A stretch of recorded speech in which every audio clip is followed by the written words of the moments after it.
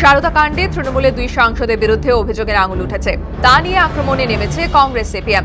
বিরোধীদের তোলা অভিযোগকে গুরুত্ব দিয়ে সিটিয়ে না থেকে পঞ্চায়েত বোর্ডকে পাখির চোখ করে ঝাঁপিয়ে পড়ার জন্য দলীয় কর্মীদের নির্দেশ দিলেন মমতা বন্দ্যোপাধ্যায়।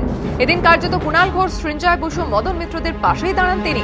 শুক্রবার ক্ষুদিরাম অনুশীলন কেন্দ্রে দলের সাধারণ পরিষদের বৈঠকে বিরোধীদের কটাক্ষ করে মমতা বলেন, কুণাল, সৃঞ্জয়, মুকুল, মদন সবাই চোর, আর ওরা সাধু। চোরের মায়ের বড় গলা, চুরি করার ঠাকুরদারা সব বসে আছে, তদন্ত করে ফাইল বের করছি, সব জেলে পড়ব।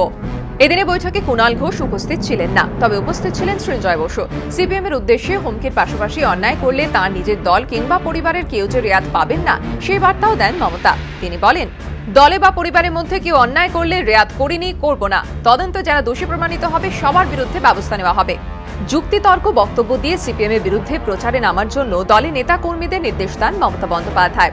তাঁর বার্তা, সিপিএম এর আক্রমণের বিরুদ্ধে পাল্টা রাজনৈতিক প্রতিরোধ গড়ে তুলুন, কারো গায়ে হাত দেবেন না, মানুষের দরবারে যুক্তিনিষ্ঠ বক্তব্য পেশ করুন, সব ঘরে ঢুকে যাবে, কেউ সিটিয়ে থাকবেন না। সিপিএম এর গায়েও কালির ছিটে আছে।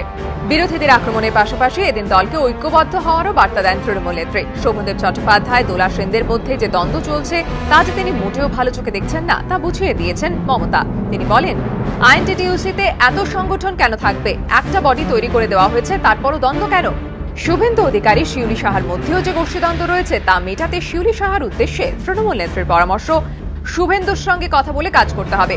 দলকে ঐক্যবদ্ধ করতে প্রতিটি জেলায় একটি মনিটরিং কমিটিও গড়ে দেন তৃণমূল নেত্রী। 13 মে রাজ্য জুড়ে মা মাটি দিবস পালন করার নির্দেশ দেন। একটি কেন্দ্র সমাবেশ করার জন্য শুভেন্দু অধিকারীকে দায়িত্ব দেন তিনি। এদিন বৈঠকে বক্তব্য পেশ করেন পার্থ চট্টোপাধ্যায়, সুব্রত মুখোপাধ্যায়।